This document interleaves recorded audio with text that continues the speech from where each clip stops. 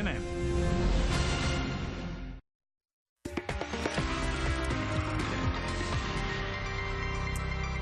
So Gap is actually being praised for how it responded to a racist attack. This is on one of its holiday ads. This is what the ad looked like before it was vandalized. It features a Sikh American actor wearing a turban along with a female model.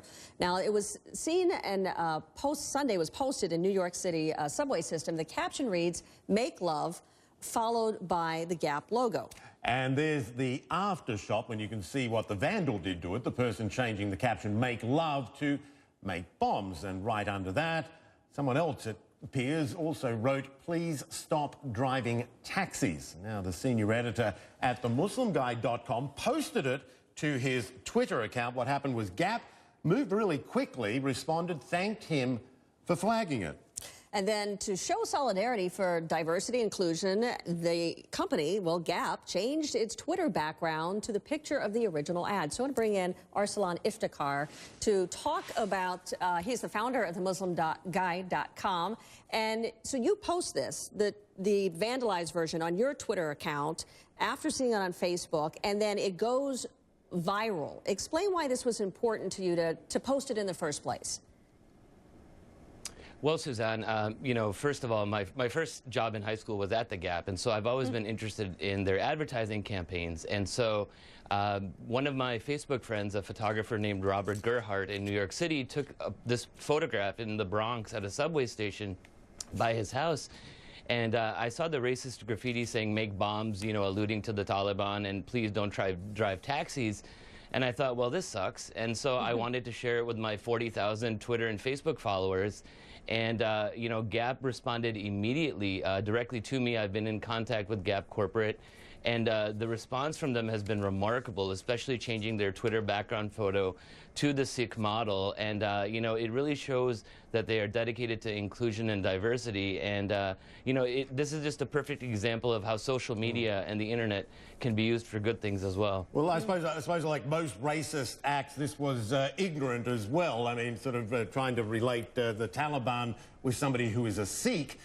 You know, clearly not the same. I mean, what is, you know, this was one incident too. You don't want to make it too out of control here, but what does that indicate to you, especially in a city where I think a third of the population is from somewhere else?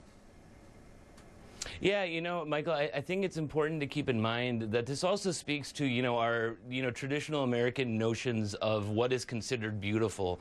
You know, I want to live in an America where a brown bearded man wearing a turban is considered as beautiful as, you know, a blonde-haired white woman in lingerie might be. And so I think that this sort of goes to what we as Americans consider to be beautiful. And, you know, in a multicultural, diverse country like the United States, I applaud the Gap for including more multicultural, more brown models in their advertising. And I hope that many more companies will take that route as well.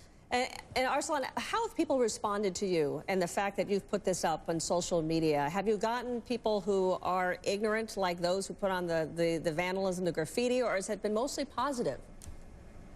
You know, Suzanne, the response has been overwhelming. You know, to be honest, I could not even imagine that this would become international news, but Gap and myself, we've received tens of thousands of messages on Twitter and Facebook, you know, thanking us for pointing this out, you know, showing solidarity with the Sikh model, whose name is Waris Ahluwalia, who is actually an actor and a fashion designer. He's been in movies with Luke and Owen Wilson. You know, it really has been a wonderful, wonderful outpouring of support for the Gap and for this social media campaign. And I truly hope that whenever people see any sort of racist, homophobic, anti-Semitic, Islamophobic statements made anywhere on social media, that they'll share it with their friends to let people know what's going on out there so that we can help make America a better place for all people. Yeah, noble aims, hopefully successful too. I want to thank you, Arsalan Iftikhar, founder of the muslimguide.com.